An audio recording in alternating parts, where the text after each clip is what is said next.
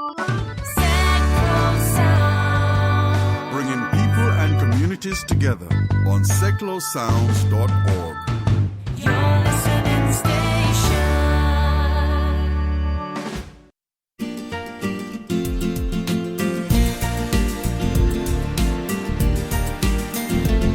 Have you ever wished you could just set up and travel for the rest of your life? Or for at least a year or two? Something's always holding you back, you're too nervous? Well, this week I'll speak to the Traveling Chimps who have done just that, sold up, taken their kids and then they're travelling across the USA.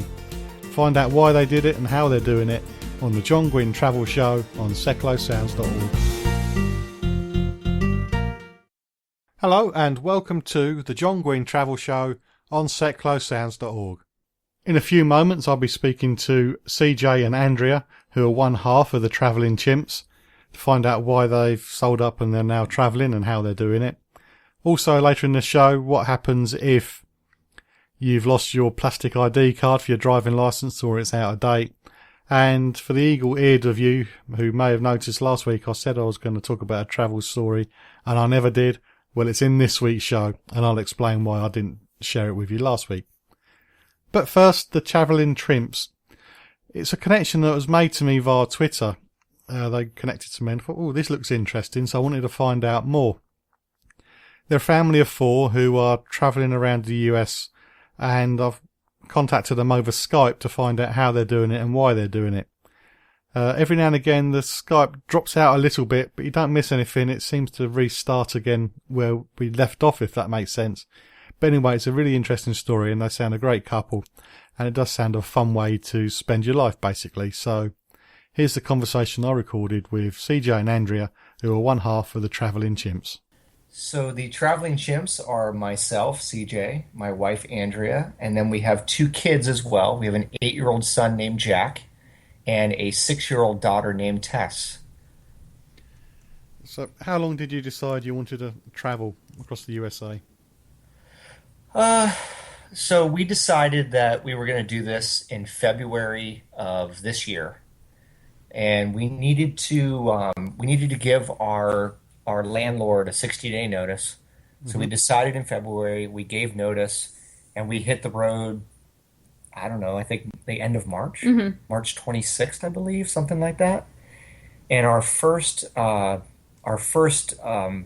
spot to hit was California. We had a house sit in a little place called Happy Camp, California. So it took us, I don't know, a little over a week to drive from Lidditz, Pennsylvania to Portland, Oregon first. It was longer than a week because we got stuck in South Dakota for almost a week because of a snowstorm. We did. There was a blizzard. And we got stuck in South Dakota. But the interesting thing about that is South Dakota ended up actually being one of the highlights of the northern trip across the United States. Yeah. Which we were kind of shocked by. We knew Mount Rushmore was there, but we stayed in Sioux Falls, which was an excellent area with really cool waterfalls, and then we hit the Badlands. Then we hit Mount Rushmore, went to Crazy Horse, which isn't far from Mount Rushmore.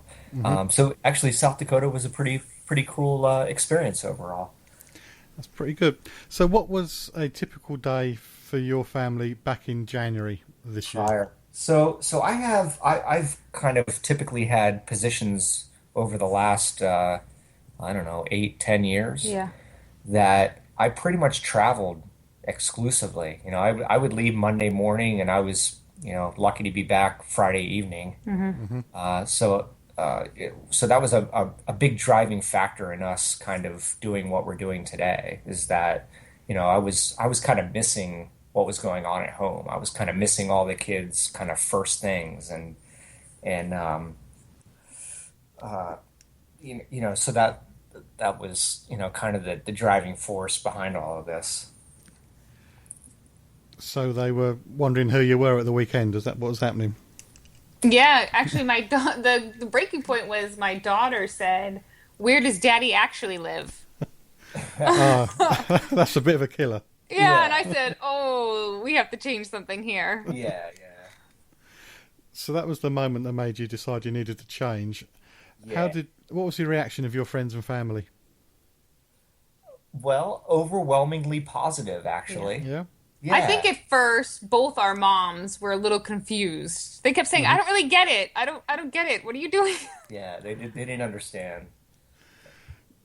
Did you have any? Sorry, go on. I was going to say, we did our first blog post about our decision to do this, and that was kind of how we unveiled this whole thing to the world.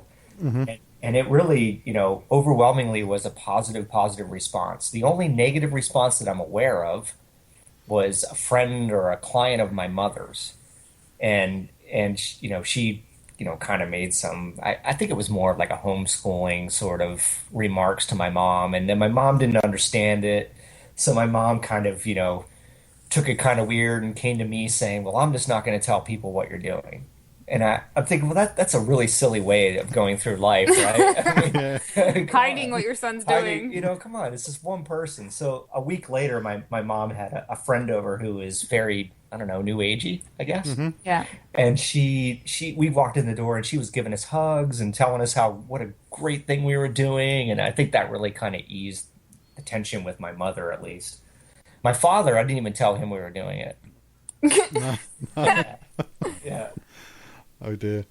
So everybody is quite positive, but did you have any negative thoughts of your own? Yeah. So I think on our own, so initially, Andrea has been sort of the driving force behind the whole house sitting and pet sitting piece. And, she went on and set up these accounts with a couple different providers, I guess, or websites. And the one, I think the one we've had the most luck with is Trusted House Sitters. Yeah.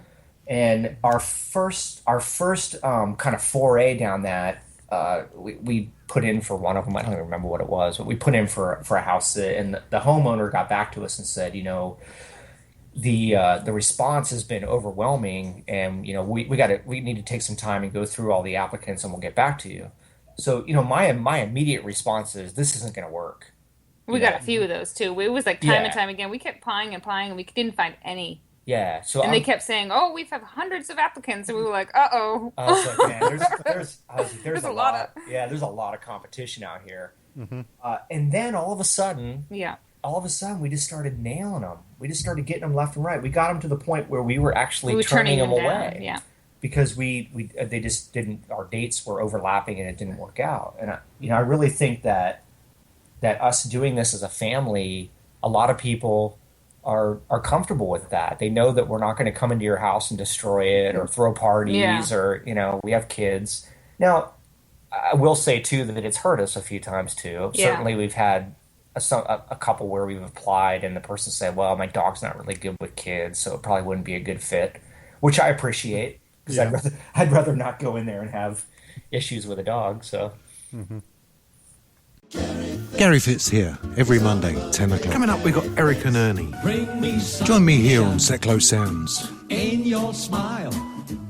It's from 1975, Eric and Ernie were four... Gary, it's not Eric and Ernie, it's Earl and Ernie, the Cape Brothers, Union Man. Oh, I see. Gary Fitz here, every Monday, 10 o'clock. Earl and Ernie.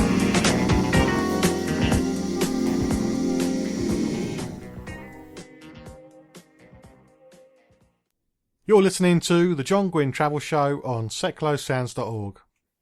Still to come on the travel show, the travel news story I said I was going to tell you last week and I never did. But definitely going to be on the end of the show.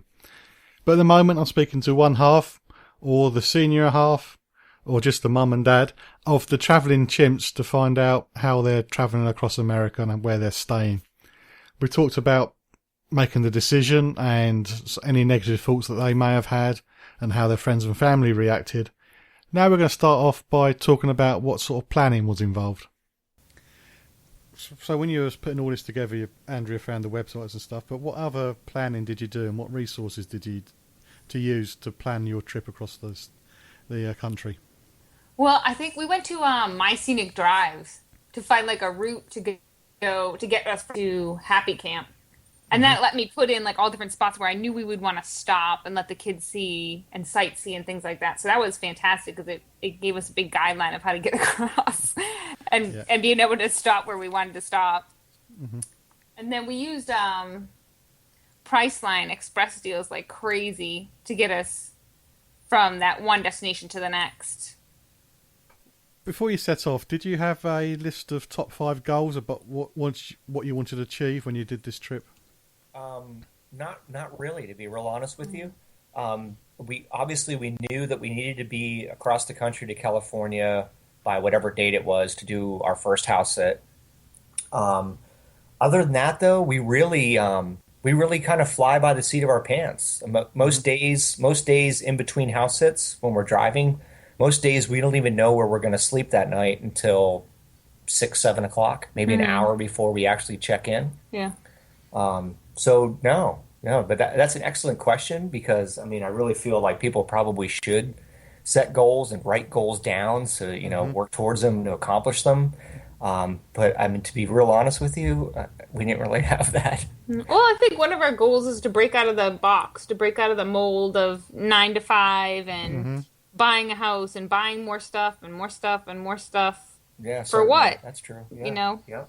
I think we wanted to pay more attention to having experiences in our life and enjoying our kids and breaking out of the mold of all that and of everybody telling us you have to do this, you have to, buy a house and have all this fancy cars and really go to work to buy more stuff. We didn't want to do that anymore. Right. I mean, we really we don't want to wait till we retire to go see the world. We want to see the world now while we're able and capable of actually really exploring it, So, I mean, we were in Grand Canyon, and I remember having a conversation with an older gentleman from Pittsburgh. Awesome guy, but he was having breathing issues, and he wasn't able to walk out onto the little peninsula there to get a real bird's eye view of the canyon.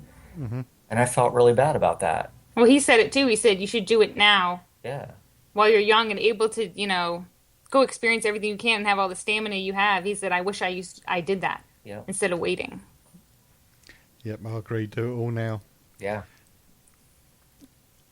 I once saw a documentary, going a little bit off track, about French families. A lot of French families sell up and buy a yacht and sail around the world with their kids just so their kids can experience different cultures and stuff. And that's always seemed a really cool thing to do. Yeah, that's an excellent thing to do. Yeah. I mean, we've got a pretty good following on social media and whatnot, and there's a number of people doing that exact thing, and I think that's awesome. Really I think that's awesome. our next thing too, is to leave the United States and go explore other places so that our kids can see other ways of life and other cultures and just to experience life. I mean, there's more to life than just this one spot. Yeah, yes, definitely. You've already said you've had one surprise with the Sioux Falls and South Dakota, you said, didn't you? Yeah, right. Yeah. Has there been any other surprises that have caught you out since you left in February? Yeah, there has. So as much as we fly by our pants, sometimes that is kind of bit us in the butt, I guess you could say. Yeah. So in It's one fun, instance- but sometimes you Yeah. need to plan a little bit. Yeah, so I guess when there's big things that we want to go witness or check out, I think we need to do a little bit better job of researching it. And why I say that is one of our big stops on our first trip across the United States was to stay in Yellowstone. So we left Rapid City, South Dakota, and we headed for Cody, Wyoming to stay the night there. And that was, I don't know, just outside of the eastern gate of Yellowstone. So we check in at like 11 o'clock at night, and I late. I say to the kid, I call him a kid. He was an older guy.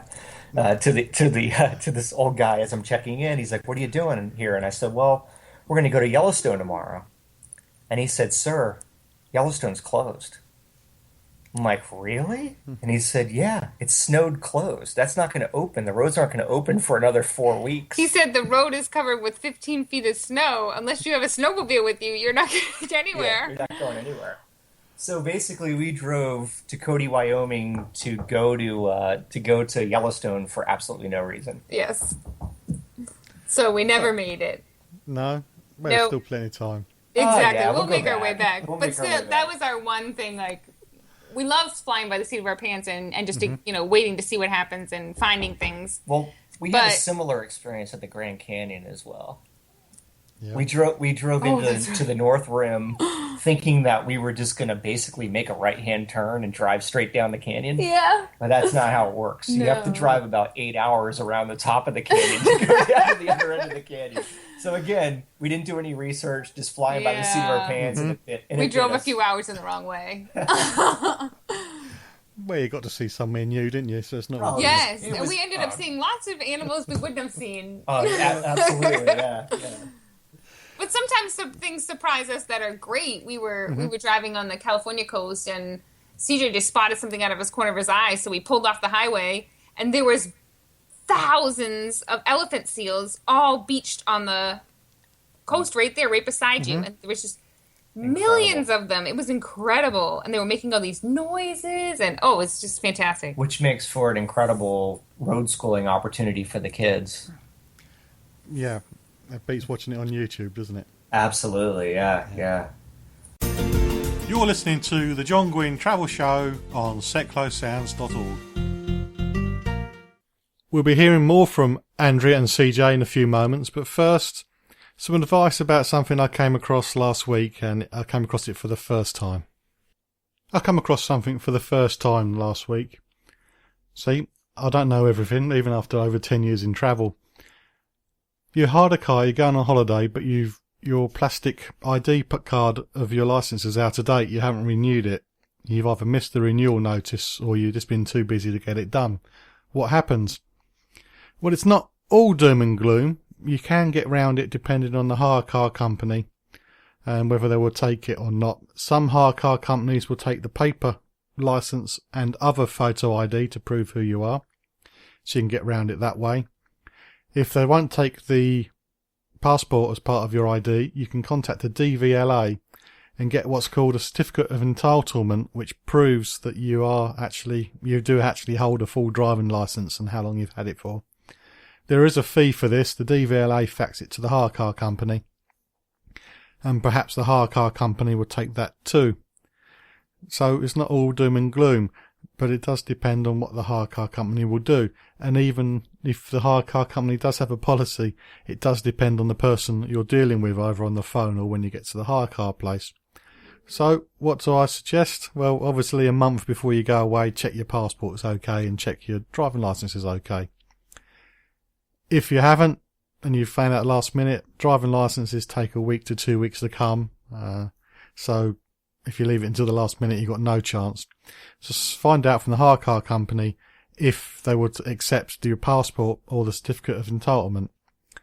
If they say no, or the tour company you're using who booked the hire car company say no, it might be just the fact that the person you're speaking to doesn't really understand what all these the alternative methods are, and they're just playing safe by saying no. So if you get a no, speak to a supervisor, ask them. I've spoken to other travel agents on forums and they all knew about this, so this isn't a rare occurrence, the certificate of entitlement. They do get sent quite a lot. And for the DVLA to actually have something ready and to send off to people shows that it is a common occurrence.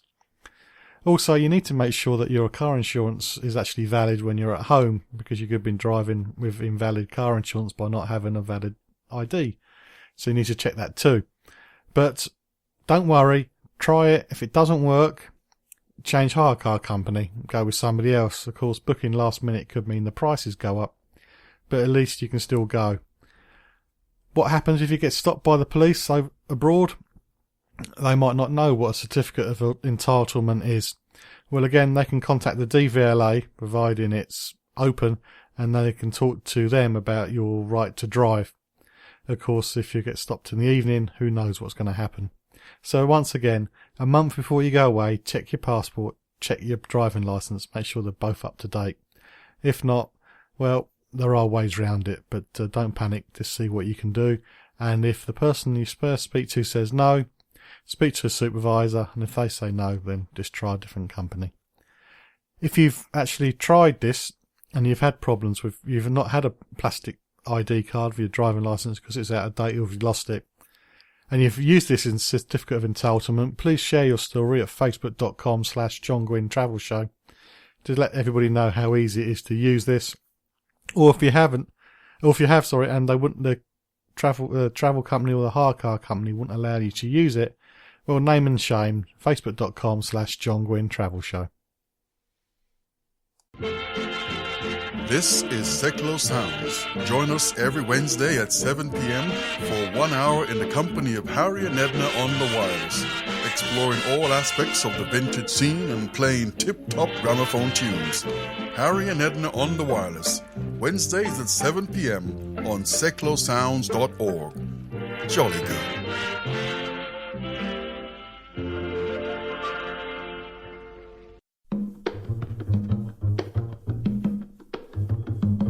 My name's Teresa Kelleher.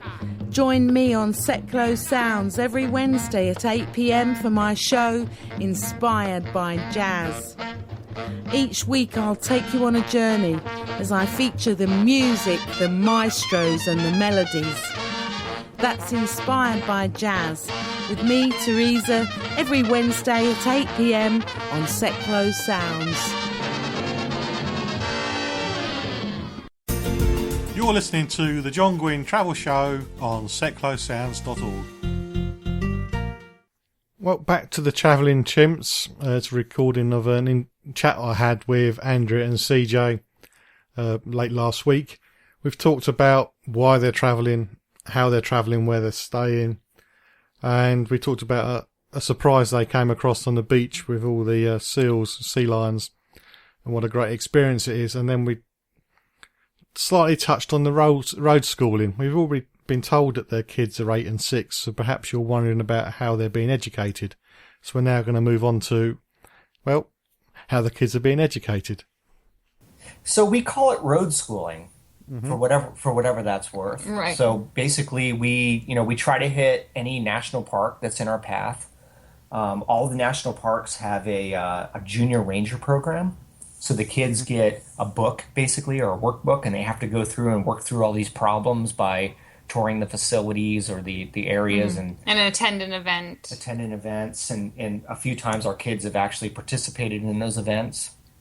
And then at the end of the day, they bring the book back to the rangers and they swear them in as junior rangers, and they get badges and pins and all this cool stuff. And I always joke with our kids, like, just going to one of those events is probably, or one of these parks is probably more than you would learn in 6 months at public school in America. So so we call it road schooling. And we learn about, like, when I know we're going to be hitting something, we learn about it before we get there. And so each state that we went to, we learned about the state before we got to that state, and then the particular things we were going to do. So if we were going to see, when we went to Dallas, we went to see the JFK assassination. So my son was very interested, and we learned all about JFK. And so we just do that. We just, as we see things, that's what we're going to learn about. So all four of you are getting an education then, really? Yes. Yeah, absolutely. I'm finding I'm learning more and more every day. You know what? It's the power of the internet as well. I mean, we were driving through New Mexico, and there was a sign for Billy the Kid country. So my son's like, "Who's Billy the Kid?" Oh my God, you got to wiki that one. So we, Wikipedia. Yeah. Next thing you know, we spent We're reading about 5 it for hours hours. talking about Billy the Kid. Right. What are the authorities like in America about taking your kids out of school? Over here, it would be a real problem trying to sort it out. Is it quite easy? It depends on the state. Yeah, it depends. Each state has its own regulations. It is quite difficult in most of the states to do it. So technically, we live in Texas. Okay. And Texas is very lenient with it. So I think there's 3 or 4 states. I think They're a it's little more lenient than others. Florida, South Dakota, and Texas. And I know there's more than that, but off the top of my head, I know that those 3 are fairly lenient. A lot of the other states have, a lot of requirements. You still have to show a lot of proof of curriculum and things like that. And sometimes the kids have to still go in and do tests. And we really wanted to get away from the whole testing system. We really think that that's a flawed and broken way of educating our students. It's failing our kids. You just learn to pass tests, don't you? You don't really learn, if you know what I mean. Yeah. Yes, and the system has gone downhill, and they're teaching to test, which is a shame because that's what they're doing. They're just learning to memorize for the test, and then it's done. They don't really get any actual learning out of it. No, I believe it. I don't have kids of my own, but I believe it's getting quite like that over here. Well, it is if you read the press anyway. Yeah, right. It's all about getting the schools at the top of the table so that the Yes. schools look good. That's all this. That's what is no here, child too. left behind nonsense. Yeah. So we wanted to actually educate our kids. Sounds like they're definitely getting that. Yeah. So, I'm pretty sure from your blog you bought a hybrid car, is that right? We Yeah. did, yeah. Yeah. One of the things we've tried to do is really kind of be as green as we can at this. Mm-hmm. And I won't lie too, it actually, it saves us a lot of money with the gas mileage we get too. I mean, that was definitely a big part of it. But, even in the blog, like, we address, being sustainable and green, and we wrote a piece about, the top tips to travel green, and our website is hosted on a web host that's a green web host called Green Geeks. Mm-hmm. So I just moved our site over to that. I don't know, a couple days ago. Okay. The hybrid's been good on gas, but the kids do complain a lot about it being tiny. Yeah, it's small. I mean, They wish they had a little more room, because with them and the dog, it gets tight. Yeah. So And taking all our belongings with us. we basically each get a duffel bag, and so I got about 6 changes of clothes. Can you just strap them to the roof? The kids or the clothes? The kids. They probably like that, actually. Or you could FedEx them to where you're going, and then they can be there waiting for you. There would be a lot less complaining then, I Yeah, think. I wouldn't have to absolutely. listen to it. Yeah. Are we there yet? So how many miles have you put on the car since you started? Over 11,000. Yeah. Really? Yeah, 11,000 miles. So that's Pennsylvania to California back to Florida. Mm-hmm. And we're in Florida currently until September. middle of September. Hurricane season. Exactly. Yes. Yeah. It's the only reason we came. Yeah, I don't blame you. I'm forever going to the Caribbean in hurricane season to try and see a hurricane, and I've never seen one. Yeah. we actually got married in the Caribbean during hurricane season. Yep. Yeah. We just missed missed one. it. Dismissed it. I know they're really dangerous and stuff, but I'm a travel consultant, so I'd like to know what it's like so I can tell people how well they're going to be looked after. Yeah. We've been through some. It's not too bad. Yeah. Well, you never know. Maybe one day I'll find one. I'm sure you will. You can contact us or just keep up to date with travel news at facebook.com/John Guinn Travel Show. This is Seclo Sounds, your community radio station. If you'd like to volunteer some of your time and skills with Seclo Sounds, send an email to volunteers@seclosounds.org and let us know how you would like to be involved. MK Flyers Online, the fast and simple way to find any kind of business or service locally. Find us at mkflyersonline.co.uk or download the MK Flyers mobile app from your app store. MK Flyers Online proudly supports Seclo Sounds, community radio for Milton Keynes. The John Guinn Travel Show. Checking it out before you check in on seclosounds.org. I'm still talking to Andrea and CJ, the Traveling Chimps. We've talked lots about their journey so far, which they decided in February. Some of the mistakes that's happened because they haven't planned, some of the things they found because they haven't planned, and also about the road schooling, how they're educating their children. But now we're going to move on to about the house sitting and how they find places to sleep, because obviously they're on a budget and it is important to get this right. So let's find out a little bit more. So you're house sitting and you're looking after people's homes and their pets and stuff. Yeah. Has there been any evenings, any nights where you've actually had nowhere to stay because you haven't quite got it times right? Yeah, there have been. And so, that's when we just quick get on our phones, grab our Priceline. He has a Priceline app on his, and we just look for an express deal as close as we can to wherever we are, and we just head in for the night. Okay. The excellent thing about that as well is, we travel with our bulldog, so that app is kind of nice because we can filter for pet friendly hotels. Yeah, because sometimes they can be hard to find. Yes, they definitely are, aren't they?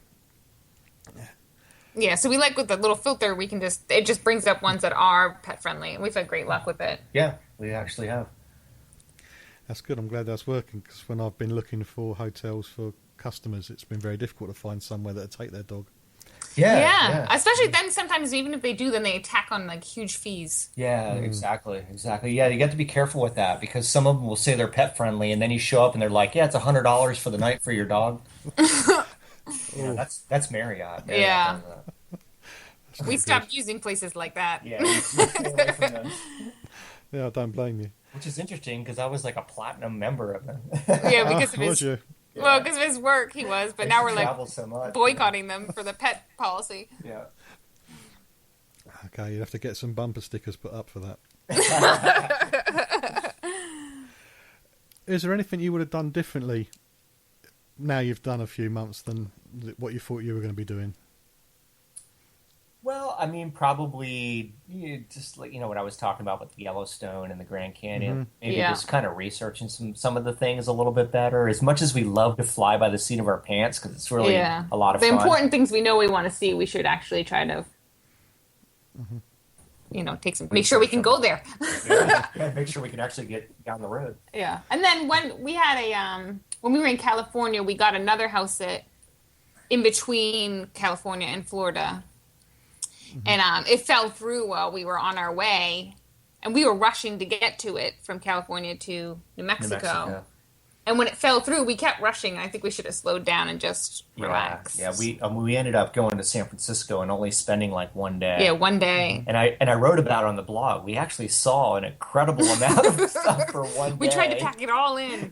We kind of saw all of San Francisco in one day, but I think if we could have done it differently, we probably would have slowed down at that point and maybe spent 3 at that days point there we knew that the other one was canceled. So yeah. What are your plans for the rest of the year? We have no idea. Nope. So we're here in Florida till September, and then we've been kind of watching the Trusted House Sitter sites and a couple other sites. We also kind of have this idea of maybe doing. Have you ever heard of woofing? So woofing, and I can't remember what the acronym is now, but it's basically you can volunteer at organic farms all over the world.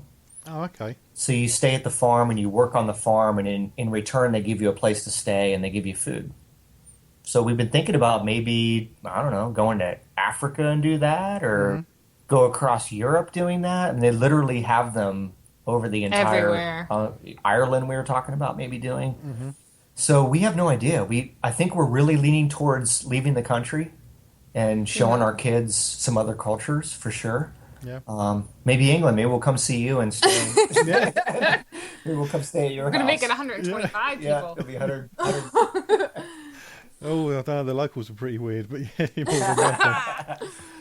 No, I find with the house sitting though, we kind of just have to wait it out. Like as much as it gives you anxiety not knowing where you're going next. Sometimes you just have to do that because a lot of people don't put their house sits up till a few weeks before they're gonna leave.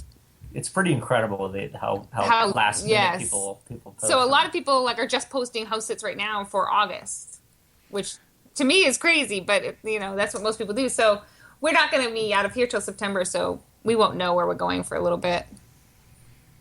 Yeah, it does seem strange leaving it until the last minute. I could never do that.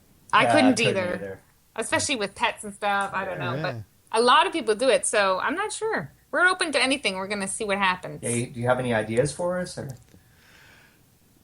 No, when you're talking about volunteering, my wife had a significant birthday a couple of years ago, and we ended up volunteering in an animal sanctuary in Namibia. In Namibia, I mean, you have to be over 18 because you're working with leopards and cheetahs and stuff. It was a bit too dangerous for kids. Wow. But it was the best 2 weeks ever. It seems like it was last year, but it was actually 4 years ago now. It was great. Cool, man. That sounds fantastic. And you just meet such great people there because you're all there for a reason, and it's well worth trying anyway. That's really cool. Yeah, that's what we were thinking. So that's why we were kind of gearing towards, leaning towards doing the farming or something, because we know that the kids are welcome, and it'll be something fun for them, and they can watch things grow. And I'd like to show the kids where their food comes from. Yeah, that might be a shock for them. You never know. It might be. So will this journey ever end? Or are you going to be going on forever? I don't know how to answer that. At the moment, we're really enjoying ourselves. The kids are enjoying themselves. So at the moment, I don't see an end at the moment. I think when people usually ask us that question when we're out and about and they ask what we're doing, I just say until it's not fun anymore. Yeah, I think that's a So good when answer. it's not fun anymore, I'll think of what to do next. That's Or a when- good reason to stop. Yeah. People don't do that at their jobs, do they? They sit there and suffer with it. They do. Well, They're- exactly. Yeah, they're And you only sitting have in one life cubicles. to live, and is that the way you want to live? The one life you Yeah. have every single day? Yeah, sitting I in- don't. Sitting in a cubicle under artificial light all day. you Yeah, know? I want to have fun and teach my kids that life can be fun and interesting, and there's more to life than just sitting at a desk and buying new things. And You know, I will say though that, you know, after kind of participating in all the social media stuff with Traveling Chimps, that there's a lot of people out there doing this.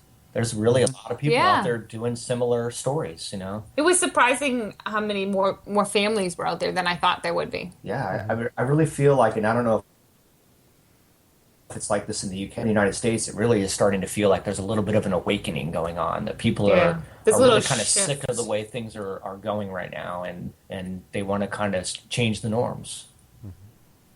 There's a little bit of that, not much, a tiny little bit. Over here at the minute, we've got a problem with taking kids out of school during term time. Mm-hmm. And some parents have ended up going to prison because they took the kids out of school to go on holiday. Really? Ridiculous. And heavy fines and stuff. Over here, the prices go up during the school holidays a lot. So people can't afford to travel, so they travel when they shouldn't, and then they get in trouble legally. So, That's crazy. That's a shame. That's crazy.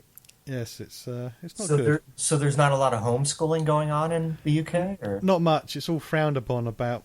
wow. They have Really? to have natural. They have this national curriculum where they have to pass these exams and get these qualifications. Right. And but I'm sure an expert from England would better tell you more. But Yeah. from what I understand, it just seems really complicated. Yeah. A lot of hard work. Yeah, that's crazy.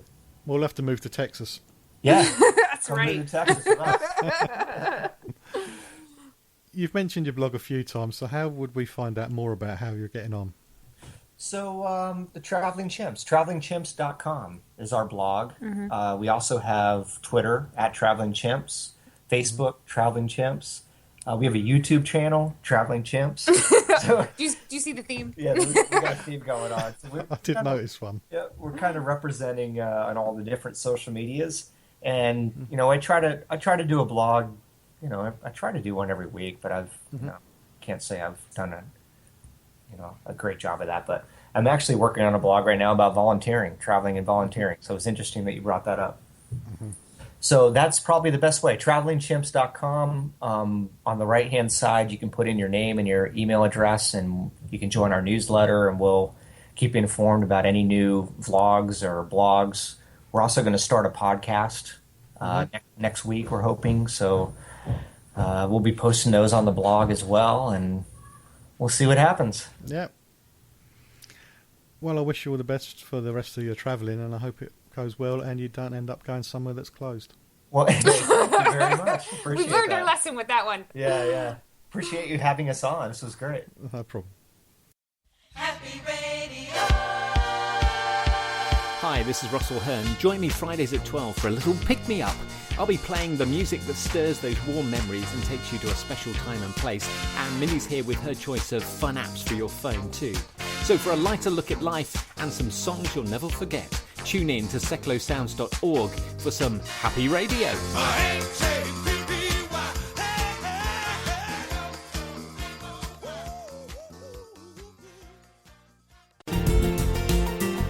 You can contact us or just keep up to date with travel news at facebook.com/John Guinn Travel Show. So to find out more about the Traveling Chimps, it's travelingchimps.com for the blog, and you can search for Traveling Chimps on Facebook and Twitter as well. But what you need to remember is it's the American spelling of travelling, there's only one L. So remember that when you're doing your search. They said that they were using trustedhousesitters.com to help find houses where they can go and sit. But what I forgot to ask about when we were having the chat is whether they're the sort of house sitter that charges a fee or not. So I forgot to ask, bad me, how do they have an income while they're doing all this travelling? Some house sitters sit free of charge for the chance to stay somewhere for a holiday, and others are professionals. So it's up to you if you want to do this, whether you're going to do it for a short period of time just to have a holiday, or whether you want to do it professionally and have a above and beyond service for house sitting, and then you discuss that with the house owners. So housesitters.com and travelingchimps.com for the blog to find out more how CJ and Andrea and Jack and Tess are getting on. And don't forget, it's travelling with just the one L. In my book, well, what's the point of having a travel show on a radio station if you can't plug your own book, the Travel Researcher's Guide? I've got a chapter on alternative accommodation. So rather than you having to go out and buy the book, I'm just going to go through that now to give you some ideas about how you can do house sitting to have somewhere to go on holiday and alternative websites other than trustedhousesitters.com. House sitting may not be new to you. You might have seen the rom-com The Holiday, where two women swap houses for Christmas because they're having man problems. They want to get away from everything. So one ends up in a great massive mansion in America and the other one's in a little country cottage. But that's house sitting. That's house swapping. So you can just swap homes and have a holiday somewhere else. An article in the Daily Telegraph predicted that 1.6 million people would be swapping homes to save the cost of a holiday. And there is a website to prove that, but it's a really long one, so if you want to know what the website is, Google Daily Telegraph house swapping or buy my book, The Travel Researcher's Guide. There's also the option of a more basic type of home exchange. This is where you put up the other member of the organisation as a house guest. So you're not swapping, they're coming around to stay. So there's two types. There's hospitality exchange, where you take it in turns to be a host and a house guest, or couch surfing, where there's no requirement for you to return the favour. Don't worry, couch surfing is just a term. You may actually be staying in the spare bedroom on a proper bed and not necessarily on the sofa.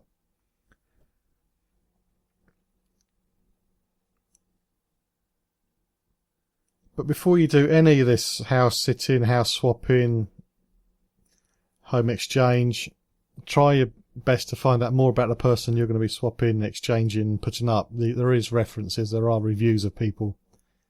It's tough when you're new to the website trying to get people to accept that you're trustworthy, so you can make use of social media and things like Skype to actually get to know the person before you have the break. So I'm going to go through a few alternative accommodation websites now. The first one is airbnb.co.uk. This is a community marketplace for people to list and book unique accommodations around the world. It can be an apartment for the night or a villa for a month. And when I put this together, they reckon to offer more than 19,000 cities in 192 countries. There are places where Airbnb may not work for you. For example, in America, in New York, there's a legal battle going on about whether it's actually legal for people to rent their accommodation out in New York City to people without paying tax and without doing all the other stuff that hotels have to stump up for. So with any alternative accommodation, do make sure you're fully up to date with the legal aspect. I mean, there's no point travelling halfway around the world to find out that, sorry, no, from yesterday you can't actually stay here. So that's one thing to bear in mind. For couch surfing, well, obvious website, couchsurfing.com. We've already talked about what that can be. There's another one called Genie, which is www.geenee.com. And it's got a free membership scheme, so you can go on there and look at doing couch surfing and swapping and whatnot. www.freeloaders.com, where you can, again, go to somebody's house, they put you up, and you can share the local environment from a local's perspective. Actually, I'm starting to share far too much than I anticipated, and if I go through the whole chapter, I'm not going to be able to get that news story in I promised I was definitely going to share with you this week. So skipping ahead a little bit, for working holidays, there are plenty of websites for you to use as well. One of them is www.workaway.info. and it's set up to promote the fair exchange between budget travellers, language learners, or just culture seekers or families, individuals or organisations who are looking for help for a range of varied and interesting activities. This doesn't have to be like the one I did in Namibia from its dawn till dusk. It's 6 days a week. This could be a few hours work a day in exchange for food and accommodation. www.workingabroad.com is another one, and WWOOF, it's the worldwide network of organisations that links volunteers with organic farmers, which is one CJ mentioned. It's www.wwoof.org if you're looking to work abroad there too. And finally, for those who want to volunteer, another good website to look at is www.globalvolunteers.org, which gives you service learning, travel opportunities so you can participate in short-term projects, get to experience living somewhere new, and help that area become better served with some ways, such as water or accommodation or meeting rooms or whatever there is. Whatever your skills can be put forward for, there'll be something for you to do. If you know anybody who's actually doing this sort of thing and you want me to share their story on the show, let me know, facebook.com/John Guinn Travel Show, or just connect to me on @holiday_hut, or to let me know what their Twitter account is, and I can go on from there. If you've done it yourself and you want to share your experiences, good or bad, again, facebook.com/John Guinn Travel Show. I'm going to stop this now so I can make sure I get the travel news in. You're listening to the John Guinn Travel Show on seclosounds.org. Seclo Sounds exists to bring people and communities together to celebrate all that's best about the city of Milton Keynes. We produce a variety of music and speech programs, and you've heard some of the promos in this show, and we're produced by local people and run by over 60 volunteers. However, there's always room for more, so if you have a program idea or a skill that you want to offer, please send us an email to volunteers@seclosounds.org. And of course, as we're all volunteers, we can't operate without the help from our partners, and one such partner is Interaction. Seclo Sounds is based at the old rectory, which is the home of Interaction MK. They've been bringing arts to life in Milton Keynes for over 35 years. They use the arts to improve the life chances of disabled people and others in challenging circumstances through shared created activity. Their programs help participants to develop creative, personal and social skills. To find out more, please visit them at www.interactionmk.org.uk. You're listening to the John Guinn Travel Show on seclosounds.org. And now for the travel news. I'm going to be sharing that story I should have shared with you this week. After all the build-up, you might find it disappointing. But anyway, here it is.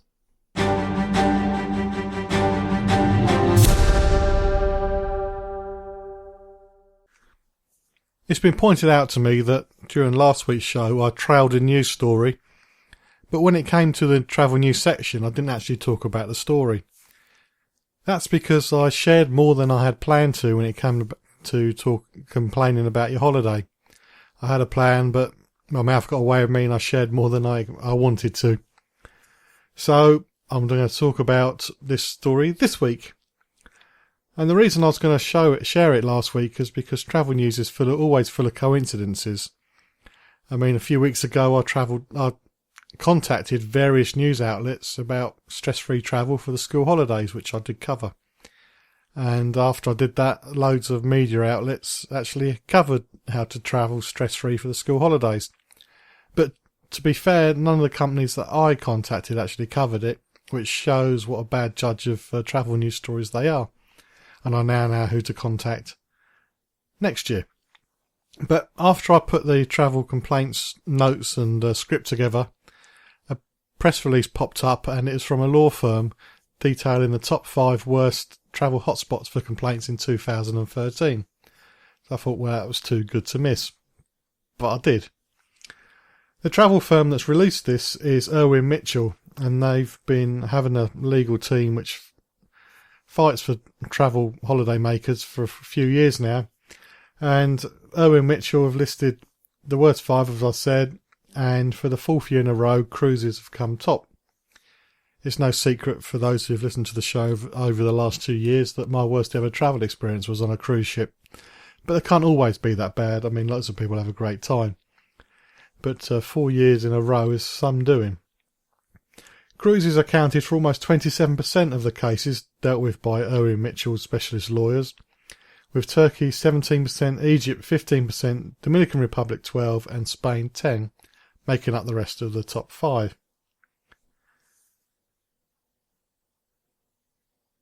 The law firm had represented thousands of holidaymakers and recovered millions of pounds for them over the 20 years they've been having their specialist law section, travel law section, so they know what they're talking about.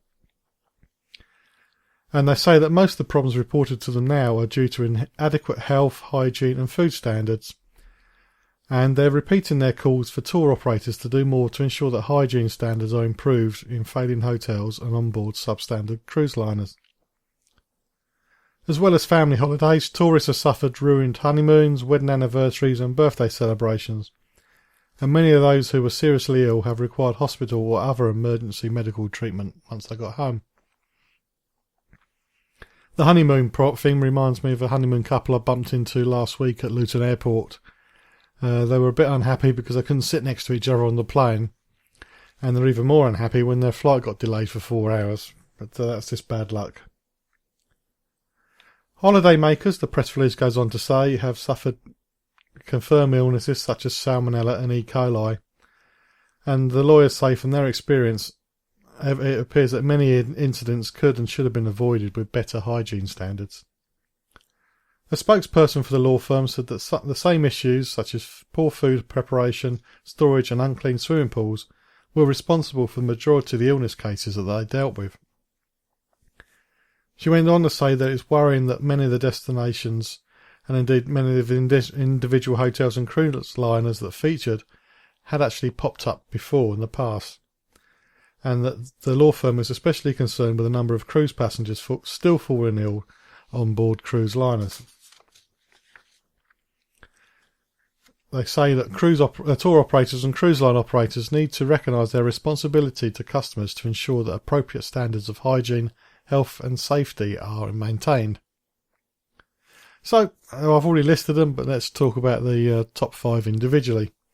So the worst one was cruises, which technically is not a destination, but it has topped the complaints list for the past 4 years, and shows no sign of letting up, with several prominent outbreaks on board popular cruise ships. The law firm has currently represented passengers involved in group actions against cruise operators following cruises aboard Island Escape, Bodicea, Oriana and Thompson Dream, and there's others as well. The law firm is also representing a number of victims of the Costa Concordia disaster, because they're still suffering from psychological effects of the tragedy. Number 2 is Turkey, and Turkey has featured on the list several times in recent years, and holiday makers in 2013 have complained about problems such as the well-publicised outbreak of gastric illness at the Perisiana Hotel, which liability investigations are continuing, and the position on liability is awaited. Egypt, Sharm el-Sheikh and the Red Sea are popular destinations for holiday makers, which pretty much warm all year round. But many tourists are returning home for more than they bargained for, despite a high number of the resorts actually being 4 or 5 star hotels and should be top notch. Guests at the Holiday Village and Fun City are amongst those taking legal actions after their 2013 holidays, and their claims are being investigated by both Irwin Mitchell and the tour operators that sent the holiday makers there. Dominican Republic, and it's returned to the list after an absence of a few years. There's been many cases of holiday makers travelling further afield to get their holidays, and Dominican Republic's always been a popular destination, as it is the cheapest Caribbean destination to get to. A number of the resorts at the Dominican Republic boast of being luxurious and are often 4 or 5 star hotels. However, Irwin Mitchell confirmed there's been an increase in illness cases reported to them, especially at a few hotels where there's been a large outbreak of gastric illness during the summer of 2013, which included E. coli. The tour operator sending people to this hotel continues to investigate these claims, and the position on whether liability admitted or denied is still awaited. And finally, Spain, still a popular destination for people, came in and completes the top 5. It's the most popular destination, so there's bound to be loads of complaints. And so it's always probably expected to be in the top 5. In 2013, the law firm were contacted by holidaymakers after suffering from suspected gastric illnesses, which is a blast from the past because the same hotel was a problem in 2003. When back then, the law firm recovered millions of pounds in damages for almost 1,900 holidaymakers. These new claims are still being investigated by the law firm and the tour operator. So it's a bit concerning that illness is still a big problem when you go abroad. So when you go away, do take care. Always wash your hands before handling food and after food. Don't have water unless it's bottled, unless you're really sure. Don't have ice. Don't have a washed salad, which is a problem because I'm a vegan. What else am I going to eat? Do take care. And if you have any illness, get some advice straight away to make sure you can minimise any effects. If you complained about your hotel resort for being ill over the last few years, please do share your story at facebook.com/John Guinn Travel Show. Let us know what the problem was, how you dealt with it, how the problem was dealt with by the tour company. Did you take legal action? If you did you win, and what did you win? And if you have any advice on how to avoid the same thing happening to you in the future, so facebook.com/John Guinn Travel Show. You're listening to the John Guinn Travel Show on seclosounds.org. Well, that's the end of another travel show on Seclo Sounds. I hope you found the conversation I had with CJ and Andrea interesting. I did. Sound a fun couple, and I hope what they're trying to do works out really well. And I think the kids are going to really enjoy the road schooling. They're going to learn an awful lot more about life, I feel, than sitting in a classroom. Don't forget, you can find out more about them at travelingchimps.com, travelling with 1L. And if you want to know more about that, I'm planning to get them back on the show in a few months, so send your questions to me, facebook.com/John Guinn Travel Show, and I'll ask them next time, or of course you can just make contact and ask them direct. It's up to you. If there's anything you'd like covered on the show, let me know on the Facebook page, and I'll do my best to get it covered. If there's a particular tour company you want me to talk to, or a destination you want to find out more about, facebook.com/John Guinn Travel Show. And I hope you can join me next time on the John Guinn Travel Show on seclosounds.org, where each week I'll be checking it out before you check in.